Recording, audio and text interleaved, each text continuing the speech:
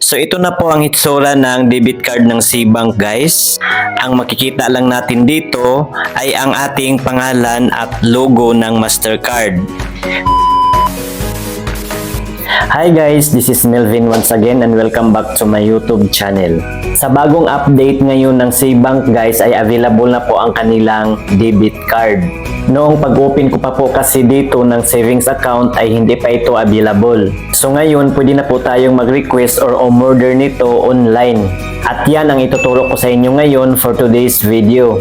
Ang nagustuhan ko po dito sa SeaBank guys ay meron po silang free virtual card sa tuwing mag-request po tayo ng debit card. At ang virtual card na yan ay magagamit natin sa pag-purchase natin online. May cashback din po tayong matatanggap up to 1,000 pesos monthly sa tuwing gagamitin natin ang ating debit card pang shop in store. So sa mga gustong mag-open ng savings account dito sa SeaBank guys, ay meron na po akong tutorial video niyan. Nasa description lang po ang link, pakiclick na lang po.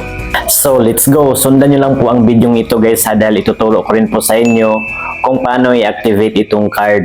Bago po tayo magsisimula, sa mga bagong pasok pa lang po sa aking YouTube channel at sa mga di pa nakasubscribe, pakiclick mo yung subscribe button na sa baba at pakihit yung notification bell para ma-notify po kayo sa tuwing may bago naman akong tutorial video na i-upload sa aking channel. So let's start! Ito, panoorin nyo.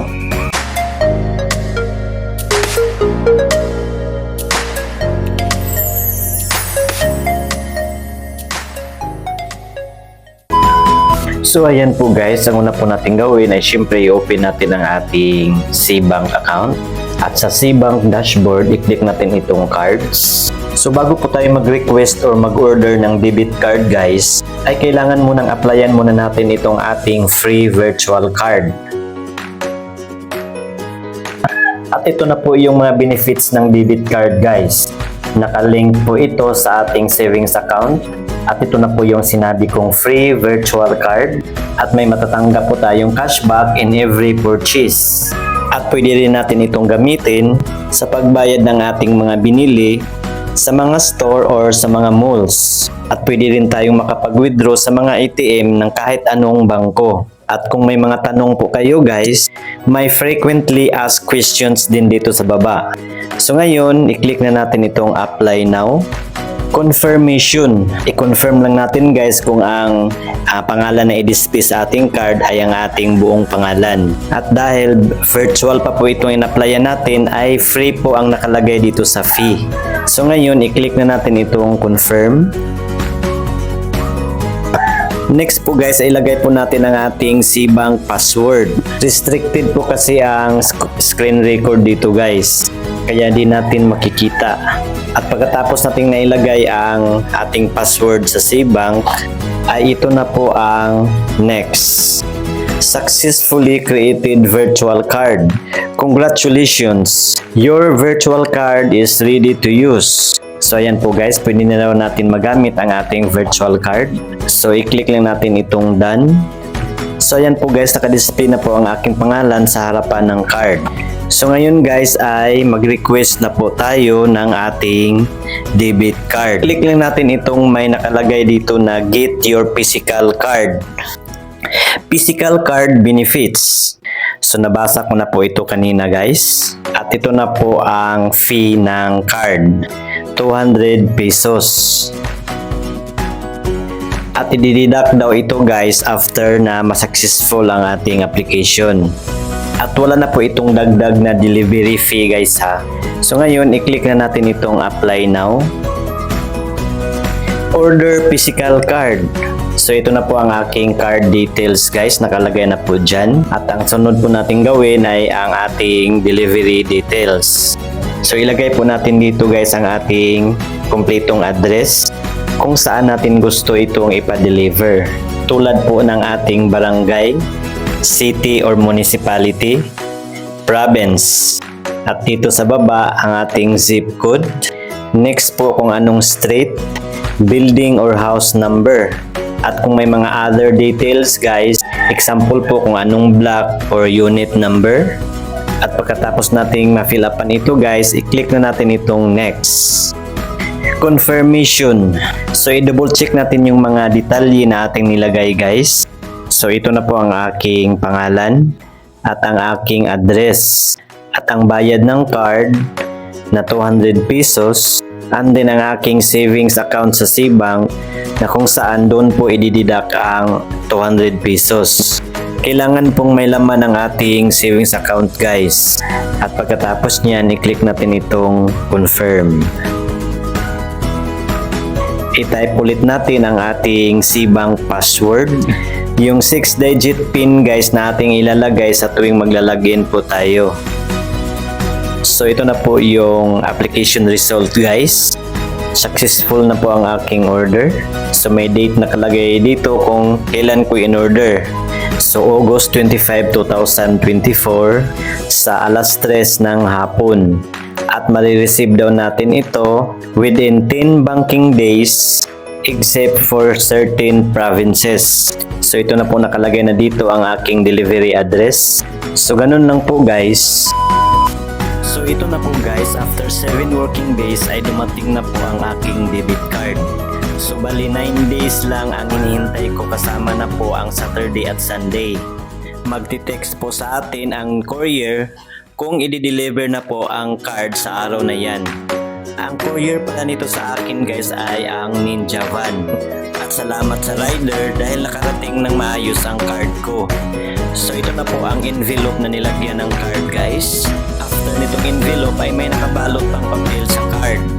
At dito sa loob makikita natin yung mga instructions kung paano i-activate itong card. At itong QR code guys at activation code na makikita natin dito guys, ito po ang ating i-scan or ating ilalagay kapag maghingi na po sila ng code for activation. At dito sa gitna ng papel guys, dinikit ang ating card.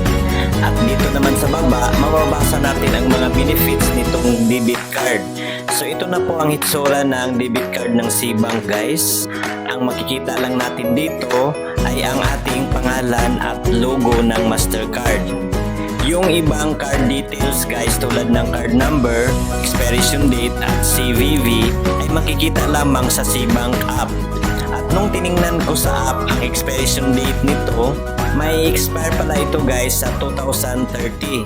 So 6 years po ang validity sa debit card na ito. So ngayon guys ay tuturuan ko na po kayo kung paano i-activate ito. Hindi po ito ma-activate guys ha kapag hindi pa dumating ang card sa atin. So ito guys, panoorin nyo. So ayan po guys, i-open na naman natin ang ating Cbank account. And then click natin itong cards. And then click natin itong activate now. And then mamimili po tayo kung yung code ba ang isusulat natin manually o itong scan QR code na lang po na nakalagay doon po sa envelope na nilagyan ng ATM card. So ang pinili ko dito guys ay itong scan QR code na lang po. So pinindot ko po ito.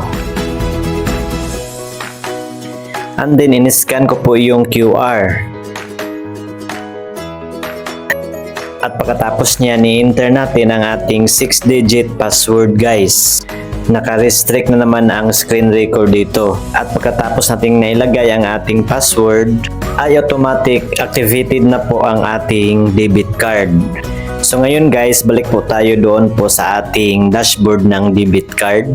So ngayon guys, para makita po natin ang mga detalye na nakalagay sa ating debit card, tulad po ng ating card number, CVV at expiration date. Pindutin lang natin itong view details guys.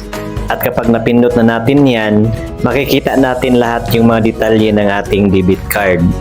At kung sakaling mawala itong ating card, ay pwede natin itong i-lock kaagad. I-click lang natin itong lock card. So ngayon guys, kung gusto nating tingnan yung mga fees and charges, ay i-click lang natin itong settings.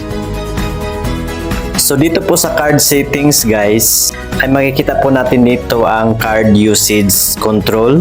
Dito natin kukontrolin ang mga local transactions at overseas transactions sa ating card. At dito naman sa update card daily limit, ay dito natin malalaman kung magkano ang maximum amount na pwede nating i-purchase online. point of sale payment, at ATM withdrawal. Sa isang araw lang po yan guys. At dito naman sa card PIN, kung ano po yung PIN, yung 6-digit PIN na ginamit natin sa tuwing mag-login po tayo dito sa ating SeaBank account, ayun din po ang ating password sa tuwing mag-withdraw po tayo sa mga ATM machine. At dito naman sa view card fees, so makikita natin dito guys yung mga cash withdrawal and balance inquiry fees. So sa mga local ATM cash withdrawal guys, ay may 15 pesos lang po ang bawas. International ATM cash withdrawal, 250 pesos. Local ATM balance inquiry, 5 pesos lang po yan. International ATM balance inquiry, 50 pesos.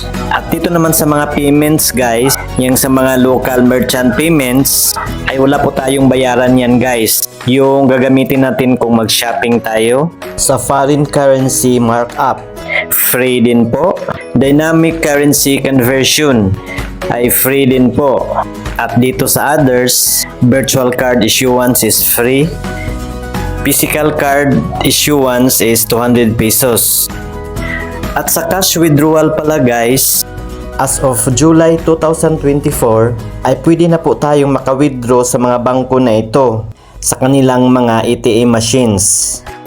Ito po yung mga bangko: BDO, China Bank and China Bank Savings, East West Bank, at BPI. At sa BPI guys, kailangan yung mga ATMs besides lang po or inside BPI branch only. So yun po ang mga bangko na dinagdag nila na pwede nating pag-withdrawhan ng cash.